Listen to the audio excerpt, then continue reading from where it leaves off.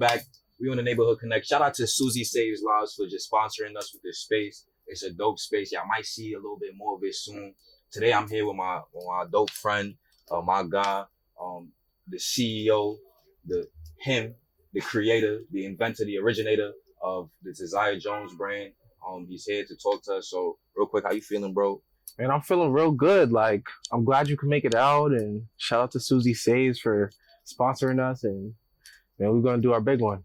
All right, so before we get started, talk to me, bro. Like, I've been seeing a lot of moves on the gram. Yeah. People have been seeing a lot of moves. I'm sure there's been people hitting you up. People been asking a lot of questions.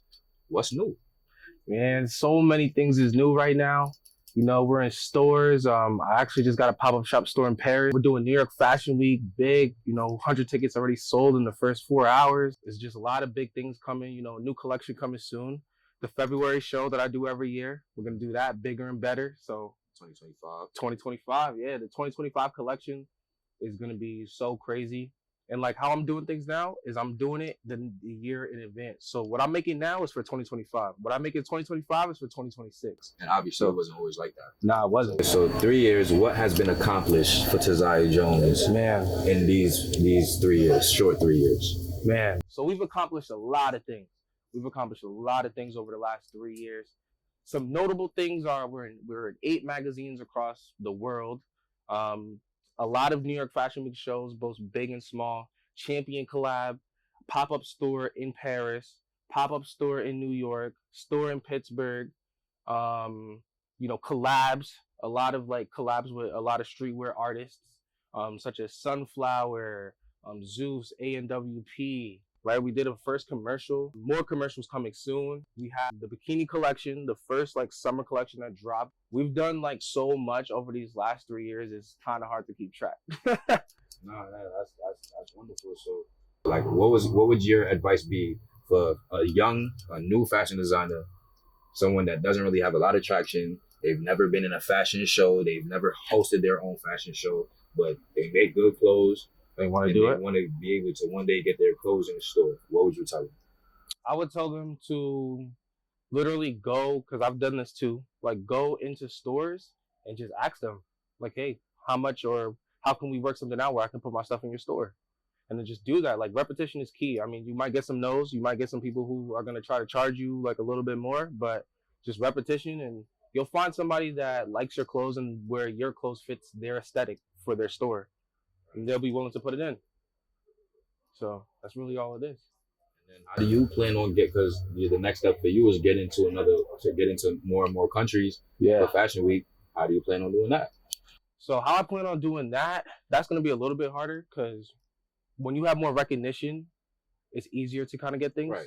So I think you're building recognition. Yeah, right now. So that's what the New York Fashion Week show is for, right? So build recognition because there's going to be people from all over the world that come in, right? And then hopefully somebody from there has a connection with somebody who has a connection with somebody so that we can start that conversation.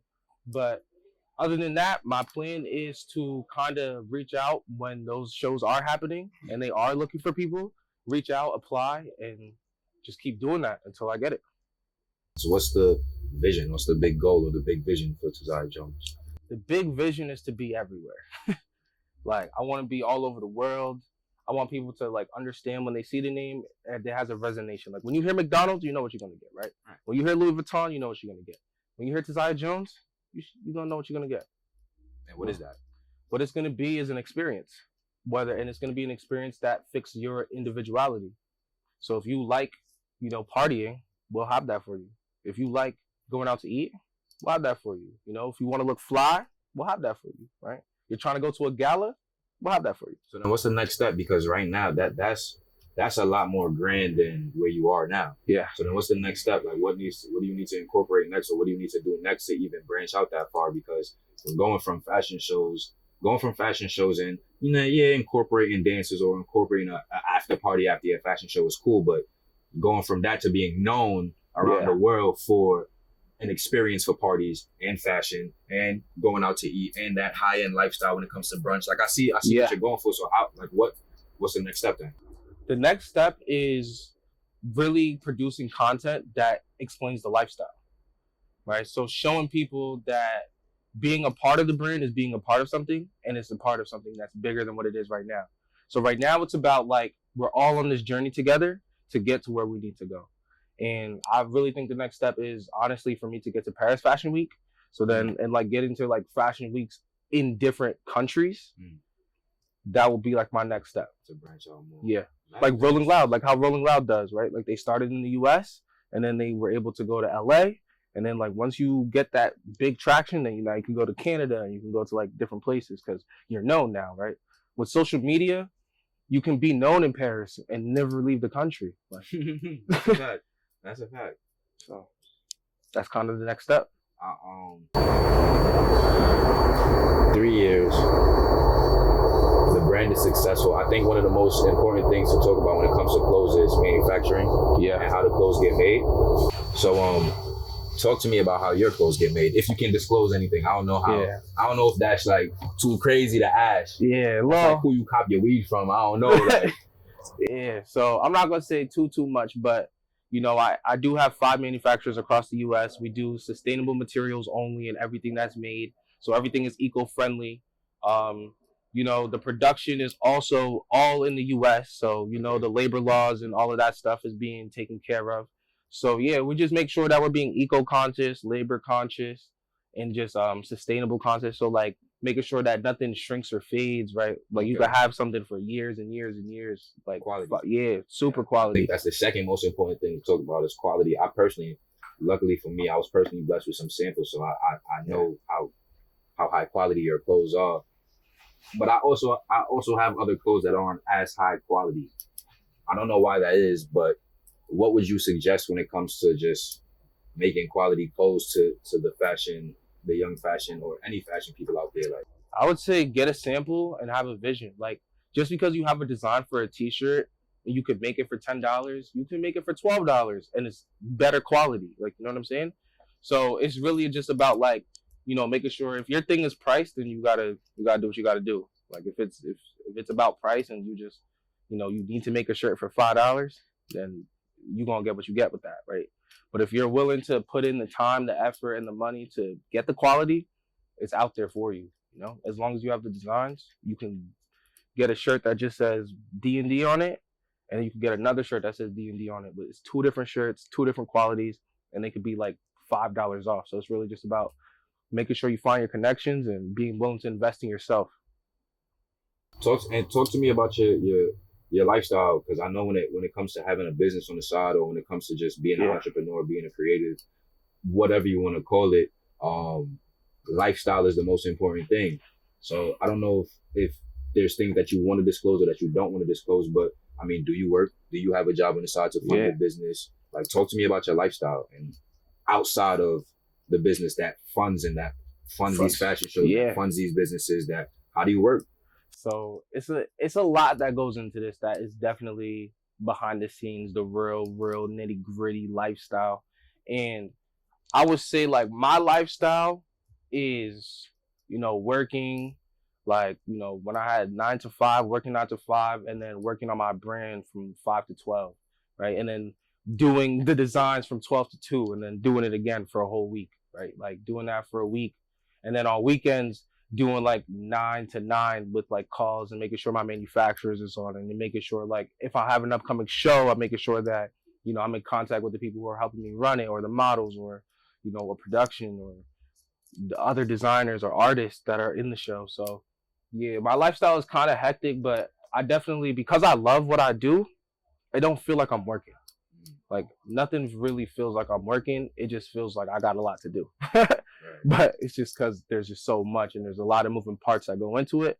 But I love what I do, so I don't feel like work. I really just live my life and just have fun. Like really, I'm having a lot of fun. My lifestyle is definitely fun. Do you go out much? Do you party much? Does that come into effect? Does that help when it comes to networking much? Like talk to me. Like, you know what I'm trying to ask. I know what you're trying to ask. Just answer the question. So I definitely don't like go to clubs or like that type of thing. I'm not like a club person, but like I'll go for like a friend's birthday or something. But like I'm not going to the club on a regular Tuesday or a Friday just to be in there. Like that's not my type of vibe. But like I go to like networking events, you know, pop-up shops. I'll go to like any fashion events. When it comes to networking, I definitely put myself out there. I'm outside. I'm ready to meet new people, ready to like see new things. You know, I was on a yacht party on like 2 days ago. You know, so yeah, yacht party with DJ Drewski. It was kind of tough. It was kind of tough. But yeah, like when it comes to like networking, I'll put myself out there and I'll go to like these events, but I'm not going to like a club just to pop a bottle with somebody. Like I'm not doing that. Like everything gotta be in progression, right? With a purpose. Yeah, it gotta make sense. It gotta make sense. Yeah. I'm not just doing things just to do it. But what are your goals for the brand? Like the big goals for the brand? The biggest? Or for yourself, if you don't really have, if they're different, whichever one you choose to give us. Okay, well, I'm 100% immersed in the brand, so my goals for the brand is the goals for myself as well. But the biggest goal is I want my brand to be around for 150 years or more, like to be successful for 150 years. I want it to be successful. That's the biggest goal I have, and that's just gonna take, you know, the growing and development and just keep putting the name out there, and it's definitely possible. There's so many brands that have done it, so it's doable. So we just gotta keep going. We're gonna do it.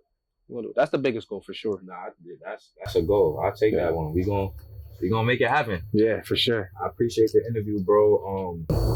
Is there anything that you wanna impart on the people? Anything you wanna let them know that's coming up? Well, September 13th, we're gonna have the biggest fashion show in New York. It's gonna be huge. We're gonna be in Manhattan. It's gonna be like Hell's Kitchen area. It's gonna be so great. It's gonna be like the inspiration is Savage Fenty, Rihanna season 1, when she did her season 1 for that. That's going to be the blueprint, the inspiration for it, because for the show, really.